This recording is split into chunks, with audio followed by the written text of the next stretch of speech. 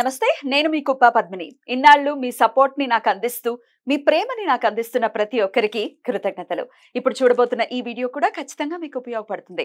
Like, share and subscribe చేసి మీ ఇష్టాన్ని అలాగే మీ సపోర్ట్ ని నాకు అందించండి. అలాగే ఈ వీడియో పట్ల మీ అభిప్రాయాన్ని కమెంట్ సెక్షన్ లో కమెంట్ చేసి నాకు తెలియచేయండి. నమస్తే. అయితే ఈ మత మార్పుల గురించి మీరు అందులో నుంచి బయటకు వచ్చారు కాబట్టి రీసెంట్ గా కూడా నాకు కొన్ని నేను జనరల్ గా మాట్లాడుతూ ఉంటాను. భక్తి ఛానల్ నేను రన్ చేస్తున్నాను కాబట్టి నాకు ఒక కాల్ వచ్చిందండి. ఒక ఆవిడ ఇక్కడ స్టేట్స్ నుంచి కాల్ చేశారనమాట. సో వాళ్ళ మదర్ పరమ రామ భక్తురాలు. ఆవిడ్ని మార్చేశారు. ఇలాగే మీలానే మీ ఇట్లా మేనత్తలో ఎవరో రిలేటివ్సే అనమాట. కంటిన్యూస్ ఫాలోఅప్ చేస్తూ ఆవిడ బుర్ర తినేసి లిటరల్లీ ఆవిడ్ని మార్చేసి, ఇప్పుడు పిల్లలు కూడా నువ్వు చెప్పినటువంటి మాట వినట్లేదు కాబట్టి నువ్వు పిల్లలతో మాట్లాడద్దు, పిల్లలకి భర్తకి నాకు అసలు సంబంధం లేదు అన్నది నింపి బుర్రలో నింపి ఇప్పుడు వాళ్ళు మాట్లాడుకోకుండా ఆ బిడ్డ మిస్ అవుతోంది. నా తల్లి నాతో మాట్లాడట్లేదు, లేకపోతే ఎట్లా మాకేంటి పరిష్కారం అని చెప్పి ఆవిడ రీసెంట్ టైమ్స్ లో నేను విన్నది. ఇట్లా చాలా మంది ఉన్నారండి, స్టక్ అయిపోయి ఉన్న వాళ్ళు, లేకపోతే ఫ్యామిలీస్ చాలా ఇబ్బందులు పడుతున్న వాళ్ళు. వాళ్ళకి ఏంటండి మార్గం ఏంటి? ఇక్కడ నేను ఒక ప్రశ్న అడుగుతాను మిమ్మల్ని. ఇప్పుడు వాళ్ళు ఎలా తల్లికి పిల్లల నుండి దూరం చేశారు కదా, దీనికి మూలం ఏంటనుకుంటున్నారు మీరు? ఏమై ఉండొచ్చు? వాళ్ళు వీక్ మెంటాలిటీ అనుకోవచ్చు. ఎవరు వీక్ మెంటాలిటీ? ఎవరైతే మారారో వాళ్ళదా? కాదు కాదు, మార్చే వాళ్ళు స్ట్రాంగ్. మార్చే వాళ్ళని ప్రేరేపించేది ఏంటి? బైబిల్. అంటే నేను ఆ విషయం డీటెయిల్ గా చెప్తే అసలు దేని మీద పనిచేస్తున్నా, ఎందుకోసం పనిచేస్తున్నా మీకు అర్థమైంది. ఇక్కడ యేసు గురించి మీ అభిప్రాయం ఏంటి? అంటే రెండు ప్రశ్నలు నేను కూడా అడుగుతాను మిమ్మల్ని. నాకు కృష్ణుడి గురించి అడిగితే ధారాళంగా చెప్పగలను, కానీ ఐ హావ్ నో ఐడియా. అందుకే మేము పనిచేయాల్సిన అవసరం ఎంత ఉందన్నమాట. యేసు గురించి మీకు తెలియదు. ఇప్పుడు వాళ్ళు ప్రచారం చేసిన ఒక 4-5 వాక్యాలు ఉంటాయి. నిన్ను వలె నీ శత్రువు నీ పొరుగువారిని ప్రేమించు, నీ శత్రువుని కూడా ప్రేమించు. గోడల మీద 4-5 వాక్యాలు రాస్తారు. కానీ ఒరిజినల్ గా బైబిల్లో ఉండే యేసు గురించి మీరు తెలుసుకుంటే షాక్ అవుతారు. యేసు ఏమంటాడంటే, నా దగ్గరకు వచ్చి నీ తల్లిదండ్రులను కనుక నువ్వు ద్వేషించకపోతే నాకు శిష్యుడు కాదు నువ్వు అంటాడు. ఇది బైబిల్లో ఉందో లేదో పాస్టర్ అడగదు. ఇది ఓపెన్ గా వీడియోలో వెళ్తుంది కదా, ఇది తప్పని పాస్టర్ చెప్పమనండి. ఇది ఏ ఒక్క పాస్టర్ అయినా ఏ గోడ మీద రాశాడా? నా దగ్గరికి వచ్చి నీవు నీ తల్లిదండ్రులను ద్వేషించకపోతే నాకు శిష్యుడు కాదు, ఏ పలానా మత్తయి సువార్త యేసు అని రాయాలి కదా. ఎందుకు రాయరు? ఇప్పుడు కృష్ణుడివి రాముడివి లేనివి కూడా రాస్తారు కదా, క్రియేట్ చేస్తారు కదా. యేసు ఎందుకు దాచేస్తున్నారు? కృష్ణుడిని రాముడిని లేనివన్నీ తీసుకొచ్చి విమర్శించినప్పుడు యేసుని దాచిపెట్టుకుని మీకు నచ్చినవి ప్రచారం చేస్తారా? ఇప్పుడు సరే, మీరు చెప్పిన పాయింట్కి వస్తాను. ఆ తల్లిని బిడ్డలకి వేరు చేశారు కదా, దానికి ఈ వాక్యం చూపిస్తారనమాట. అంటే నీ ఫ్యామిలీలో ఎవరైనా సరే, నీ రక్తం పంచుకు పుట్టిన బిడ్డలైనా, నీకు జన్మనిచ్చిన తల్లిదండ్రులైనా, మన దేవుడికి అనుకూలంగా లేకపోతే వాళ్ళని వదిలిపెట్టేయి. ఇది బైబిల్లో యేసే చెప్తున్నాడు అని చెప్పి వాక్యం తీసి చూపిస్తారు. ఇప్పుడు నాకే ఇది చెప్తే నేను ఫస్ట్ వాడి చెంప పగలకూడదా? ఫస్ట్ విషయం విన్నవాడిది తప్ప, చెప్పేవాడిది తప్ప? 2000 సంవత్సరాల నుంచి మొత్తం ప్రపంచాన్ని ఇన్ఫ్లుయెన్స్ చేస్తున్న ఒక పుస్తకంలో ఉందండి. ఇది ఒక దైవ గ్రంథంగా భావిస్తున్నటువంటి ఒక పుస్తకాన్ని పట్టుకుని ఇలాంటివి చేస్తున్నారు. కరెక్టే ఉంది, కరెక్టే. నేను అడిగేది ఏంటంటే, అది విన్నవాడిది తప్ప, చెప్పిన వాడిది తప్ప. ఇప్పుడు నా దగ్గరికి వస్తే నేను వినను కదా, నేను ఒప్పుకోను కదా. నేను ఫస్ట్ మాతృదేవో భవ పితృదేవో భవ అన్న బ్రాటప్ లో ఉంది.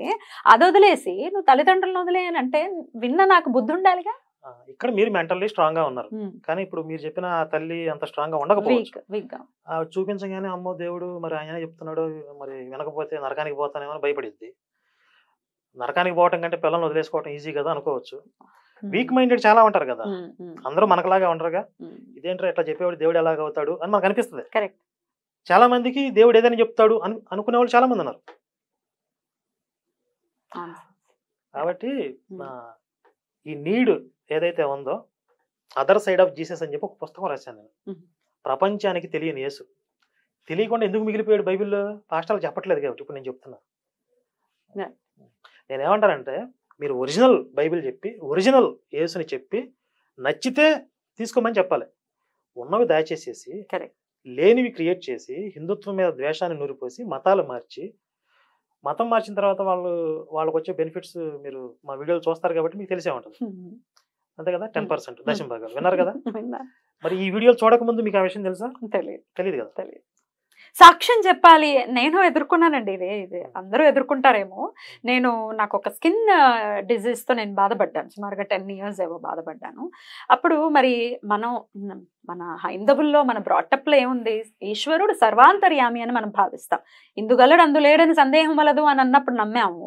ఈశ్వరుడు ప్రతి పుట్టలోను, చెట్టులోను, అన్నిట్లోనూ ఉన్నాడని నమ్ముతాం. వరాహిదేవి మరి వరాహ రూపంలో ఉంటే దేవుడని మనం కొలుస్తాం. సో మన బ్రాటప్లో ఉంది కాబట్టి ఈ కష్టం నుంచి ఎలా బయటపడాలి? 10 years నేను చాలా మదన పడ్డాను. ఎట్లా బయటపడాలంటే వన్ ఆఫ్ మై ఫ్రెండ్స్ తీసుకెళ్లారనమాట. చర్చికి తీసుకెళ్తే నేను సండే ఒక రోజు వెళ్ళా చర్చ్ కాదు అది, సమ్ షెడ్, అక్కడ ఇక్కడ గణపతి కాంప్లెక్స్ దగ్గర షెడ్ లో అనమాట. సో నేను ఏమిటిది సండే ఏం మాట్లాడుకుంటారు వీళ్ళని చెప్పి వెళ్ళాను. బ్యాక్ కూర్చుని వింటున్నా. వాడు ఎప్పుడైతే వేరే దేవుళ్ళు కాదు అనగానే నాకు బుర్ర తిరిగిపోయి ఇది పెద్ద దరిద్రం అన్నాడు 100% అన్నాడు. బుర్ర తిరిగిపోయి ఈ దరిద్రాలన్నీ మనకెందుకు నాయన అని చెప్పి నేను బయటకు వచ్చేసాను. బట్ తర్వాత వాళ్ళు ఏదో ఆయిల్స్ ఇవ్వటము, ఆయిల్ పెట్టుకోండి, ఇదేదో ఏమంటారు దాన్ని, ఏదో నేను ప్రేయర్ చేసిస్తున్నాను కాబట్టి తగ్గిపోతుంది, ఇట్లాంటివి ఏవో ట్రై చేశారు. తర్వాత ఒక ఆవిడ నన్ను సిస్టర్ అని పిలుస్తూ చాలా నన్ను అంటే మీకు తగ్గిపోవటం కోసం నేను మిమ్మల్ని ప్రేయర్లో పెట్టాను, మా టీం అందరూ ప్రేయర్స్ చేస్తున్నారు, మీకు ఫాలో అప్ అండి ఎంత పర్ఫెక్ట్ ఫాలో అప్ లో ఉంటారంటే 10% చాలా గట్టిగా ఉంది కాబట్టి వాళ్ళ ఫాలో అప్స్ కూడా అలాగే ఉంటాయి. కొత్తగా వచ్చిన వాళ్ళ మీద బాగా కాన్సంట్రేషన్ చేస్తారు డెఫినెట్లీ. సో నన్ను ఫాలో అప్ చేసి మేము ఇలా ప్రేయర్ చేసాం, మీకు ఇప్పుడు ఎలా ఉంది అని అంటే తగ్గింది ఎప్పుడు లేదు, నాకు ఎప్పుడు తగ్గలేదు. చెప్పేదాన్ని అలాగే, నాకేం తగ్గలేదండి. మీకు తగ్గిపోతుంది, నేనైతే సరే మీకు తగ్గట్లేదు అంటున్నారు కాబట్టి ఇంకొంచెం స్ట్రాంగ్ గా నేను ప్రేయర్స్ చేస్తాను, మీకు తగ్గితే మీరు వచ్చి సాక్ష్యం చెప్తారా? ఏమిటి సాక్ష్యాలు చెప్పడం, నేనేమన్నా నేరం చూసానా, ఘోరం చూసానా? నాకు ఈ సాక్ష్యాలు వద్దు, మీరు తగ్గించడాలు వద్దు, మీరు నన్ను వదిలేండి అని నేను వదిలించుకుంటాను. This is what happen. So మీరు కూడా బాధితురాలే. నేను నా దరిదాపుల దాకా వాళ్ళు రాలేదు, పడలేదు. ఇట్లా జరిగింది నా లైఫ్. తప్పిన ప్రమాదం అంటారు కదా, మీరు కొంచెం మెంటల్లీ వీక్ గా ఉంటే త్రుటిలో తప్పిన ప్రమాదం. ఆ ప్రమాదం ఎలా తప్పింది అంటే నేను నా కృష్ణుడిని, నా రాముడిని నేను బలంగా నమ్ముతున్నాను. వాళ్ళు ఏదో ఒక రూపాన్ని నా కృష్ణుడు ఖచ్చితంగా నాకు ఒక పాత్ చూపిస్తాడని నేను నమ్మాను గట్టిగా. తర్వాత నేను ఆలోచించా, ఎందుకు నేను ఇలా ఆలోచిస్తున్నాను, కష్టం అనేది వస్తుంది, రోగమే కదా తగ్గుతుంది కదా, స్కిన్ డిజీజే కదా తగ్గుతుంది కదా అని మెల్లమెల్లగా ఈ సాక్ష్యాలు చెప్పడం ఏంటండి? సాక్ష్యాలు అంటే క్రియేటెడ్ దొంగ సాక్ష్యాలు అంటే, ఇప్పుడు మీరు అన్నట్లుగా మీరు ఏదో ఒక ఇబ్బందికర పరిస్థితుల్లో అక్కడికి వెళ్ళారు, మీరు ఆల్రెడీ మళ్ళీ ట్రీట్మెంట్ కూడా తీసుకుంటూ ఉండొచ్చు, ఒక పక్క ట్రీట్మెంట్ తీసుకుంటారు కదా. నేను వెళ్ళలేదు సాక్ష్యం చెప్పడానికి, ఎక్కడికి వెళ్ళలేదు, ఓ షెడ్కి వెళ్ళాను అంతే. అయితే ఈ ట్రీట్మెంట్ తీసుకోవడం వల్ల కూడా కొన్ని తగ్గుతాయి కదా, అప్పుడు వాళ్ళ ఖాతాలో వేసుకుంటారు, దీని వచ్చి సాక్ష్యం చెప్పంటారు, లేదా జూనియర్ ఆర్టిస్టులు తీసుకొచ్చి సాక్ష్యాలు చెప్పేస్తారు. ఏంటంటే అద్భుతాలు, 2000 సంవత్సరాల నుంచి వీళ్ళు జనాలు ఎలా మోసం చేస్తున్నారంటే మిరాకిల్స్, ఇది చాలా పెద్ద విషయం. ఈ మిరాకిల్స్ పేరుతో జనాలను అట్రాక్ట్ చేస్తున్నారు. అట్రాక్ట్ అంటే ఇది ఒక మార్కెటింగ్ సిస్టమ్ అనమాట. మీరు జాయిన్ అవ్వండి, ఇంకొక 3 జాయిన్ చేయించండి, దానికి ఎలాంటి ఎరేస్తారంటే పరలోకమందు నీ ప్రతిఫలం అధికమగును. అసలు ఏంటి ఆ పరలోకంలో ప్రతిఫలం ఎలా ఉంటుందో, అధికమయ్యేది ఏంటి నాకు అర్థం కాదు ఇప్పటికే. ఉండేది ఒకటే స్వర్గం అన్నట్టుగా చెప్తారు. పరలోకంలో నీ ప్రతిఫలం అధికమగును అంటే 2 వైన్ బాటిల్స్ ఎక్కువ ఇస్తాడు, నాకు అర్థం కాదు. అంటే ఇంకో నలుగురిని జాయిన్ చేపిస్తే అక్కడ నిన్ను బాగా చూసుకుంటాడు యేసు. లేదా నువ్వు దేవుడికి లెక్క చెప్పాలి, నువ్వు అక్కడికి వెళ్ళి నువ్వు ఒక్కడవే రక్షించబడితే సరిపోయిద్దా? నీ చుట్టుపక్కల వాళ్ళని లాగొద్దా? నీ ఇంటి వెనకాల లాగొద్దా? వాళ్ళందరిని వదిలేస్తావా అని చెప్పి నిన్ను అక్కడ నిలదీస్తాడు యేసు. అప్పుడు నువ్వేం సమాధానం చెప్తావు? అంటే యేసుకి అదే పనిలో ఉంటాడు, నా మతంలోకి అందరిని తీసుకురండి అని చెప్పి అక్కడ కూర్చొని మొత్తుకుంటా ఉంటాడు. ఆ విధంగా ఈ చైన్ సిస్టమ్ అనేది బిల్డ్ చేస్తారు వీళ్ళు. కల్వరి సతీష్ అయితే కొన్ని వాగ్దానాలు రాపిస్తాడు అనమాట. దాంట్లో ఒక వాగ్దానం ఏంటంటే ప్రతి నెల దేవుని మందిరానికి ఒక కొత్త వ్యక్తిని నడిపిస్తానని చెప్పి ప్రామిస్ చేయాలి. అందులో నెలకు ఒక మతం మార్చాలి, ప్రతి నెల క్రమం తప్పకుండా దశంభాగాలు చెల్లిస్తా అని చెప్పి ప్రామిస్ చేయాలి, ప్రతి ఆదివారం కానుకను సమర్పిస్తానని ప్రామిస్ చేయాలి. ఇట్లా కొన్ని వాగ్దానాలు రాపిస్తారు, సంతకాలు పెట్టిస్తారు. అలా ఉంటది. పెట్టేవాళ్ళు కూడా కొంచెం ఆలోచించుకోవాలి, అసలు మనం ఏం చేస్తున్నాం, వాట్ ఈజ్ అవర్ అంటే థాట్ ప్రాసెస్ ఎలా ఉంది మనది అనేది డెఫినెట్ గా ఆలోచించుకోవాలి. Right, strong. బైబిల్లో వాళ్ళని గొర్రెలు అంటారు. కొంతమంది ఐక్యూ లెవెల్స్ నిజంగా అలాగే ఉంటాయి. ఇందులో తప్పే ఉంది, అనే విధంగా అసలు మనం ఫైట్ చేసేది ఎంత మొత్తుకునేది వాళ్ళ కోసమే. మాకేంటి, మేము ఇష్టపూర్వకంగానే దోపిడీకి గురవుతున్నాం, నీకేంటి బాధ అన్నట్టుగా మాట్లాడతారు. మనకి ఏం చేయాలో అర్థం కదా అక్కడ. ఎగ్జాక్ట్లీ. అయితే ఇందాక నేను అడిగినటువంటి ప్రశ్న, ఇప్పుడు ఆల్రెడీ అలా స్ట్రక్ అయి ఉన్నారు. కొన్ని కాల్స్ కూడా నేను విన్నానండి. అంటే ఆల్రెడీ బాప్టిజం తీసేసుకుని మళ్ళీ అక్కడ ఏదో మరి కష్టాలన్నీ తీరిపోతాయన్న ప్రామిస్ లో ఇంకోటో ఏదో చేస్తే వెళ్ళిపోతారు. బట్ మాకు ఇక్కడ మేము ఇమ్మలేకపోతున్నాం, మేము మళ్ళీ వెనక్కి రావాలనుకుంటున్నాం, కానీ వెనక్కి రావడానికి మళ్ళీ వీళ్ళు భయపడుతున్నారు. ఆబ్వియస్ గా భయపడతారు. రావడానికి భయపడిన వాళ్ళు వెళ్తే ఊరుకుంటారా? ఊరుకోరు కదా. మరి వెనక్కి స్టక్ అయి ఉన్న వాళ్ళు ఎలా వెనక్కి రావాలి? మీరు ఘర్వాపసి చాలా అద్భుతంగా చేస్తూనే ఉన్నారు, బట్ అలా మెంటల్లీ ఎలా వాళ్ళు స్ట్రాంగ్ అవ్వాలి, ఎలా బయటకు రావాలి? అంటే వాళ్ళకి ఏదన్నా భయాలు ఉన్నాయి మాకు వెనక రావడానికి అని చెప్పి మనల్ని కాంటాక్ట్ అయితే వాళ్ళ భయాలని మేము పోగొడతాం. అంటే ఏవైతే ఉన్నాయో సందేహాలు మనం క్లారిటీ ఇస్తాం. కానీ మాతో మాట్లాడడానికి కూడా భయపడితే మనం ఏం చేయలేం. అసలు మన దాకా రావాలి కదా.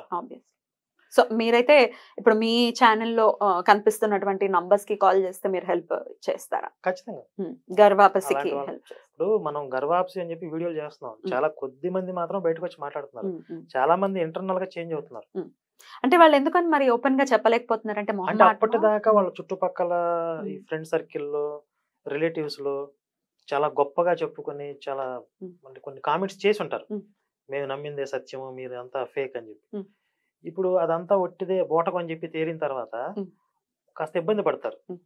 అందువల్ల మళ్ళీ ఎందుకు, లేదా చుట్టూ ఉండే క్రిస్టియన్ ఫ్రెండ్స్ లో మళ్ళీ మేము బయటకు వచ్చి మాట్లాడితే వీళ్ళకి శత్రువు అవుతాము అది కూడా కొంతమందికి భయాలు ఉంటాయి. కాకపోతే మనకి థ్యాంక్స్ చెప్తారు అంతే, మీ వల్ల మేము నిజం తెలుసుకున్నాం, ధన్యవాదాలు అని చెప్తారు. బయటకు వచ్చి మాట్లాడమంటారు. కొంతమంది ఫోన్ కాల్స్ రికార్డ్ చేసి అంతవరకు పర్మిషన్ ఇస్తారు, ఫోన్ కాల్ వరకు పెట్టండి. ఇప్పుడు మన అవన్నీ ఎందుకు రికార్డ్ చేసి పెడుతున్నాం, ఫోన్ కాల్స్ అయినా వీడియోస్ అయినా అంటే, ఇప్పుడు వాళ్ళు ఏవైతే దొంగ సాక్ష్యాలు, ఇప్పుడు నేను యేసు మతంలోకి వచ్చా, నాకు అవి జరిగిపోయింది ఇవి జరిగిపోయింది అని చెప్తున్నారో, మొత్తం డంప్ యార్డ్ లాగా యూట్యూబ్ ఓపెన్ చేస్తే కుప్పలుగా ఉంటాయి ఇవన్నీ.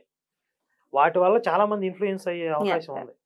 కాబట్టి అసలు ట్రూత్, వాస్తవాలు ఏంటి, అందులోకి వెళ్ళిన తర్వాత వీళ్ళు ఎలాంటి బాధలు పడ్డారు, ధైర్యంగా మళ్ళీ వాటన్నిటిని, ఆ బంధనాలన్నింటినీ తెంచుకుని బయటికి ఎలా రాగలిగారు, ఇవి వాళ్ళ అనుభవాలు చెప్తే, ఈ సాక్ష్యాలు కాదు వాళ్ళ అనుభవాలు చెప్తే దానివల్ల ఇంకొంతమంది ఇన్స్పైర్ అవుతారు. డెఫినెట్లీ ఎంతో కొంత ధైర్యం అయితే ఖచ్చితంగా నింపుతుంది. ఏంటి ప్రొసీజర్ ఏముంటుందండి గర్వాపసికి? మా దగ్గర ప్రొసీజర్ అంటూ ఏం లేదు. అంటే మీరు అనేది వైదికంగా ఏమైనా ఉంటుంది? అలా ఏం లేదండి. నేనేం చెప్తానంటే, మీ దగ్గరలో ఉన్న దేవాలయానికి వెళ్ళి నమస్కారం చేసుకోండి. క్షమార్పణ ఎలా చెప్పాలి? మరి క్షమాపణ చెప్పాలి కదా.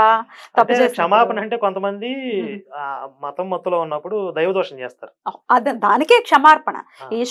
మన కృష్ణుడు మనకి స్వాతంత్రాన్ని ఇచ్చాడు, ఇది చెయ్యి ఇలా చెయ్యి అని భగవద్గీతలో చెప్పాడు. నువ్వు ఏదైనా చెయ్యి కానీ ఇది మాత్రమే చెయ్యి అని చెప్పి ఉన్నాడు, దిశానిర్దేశం చేశాడు.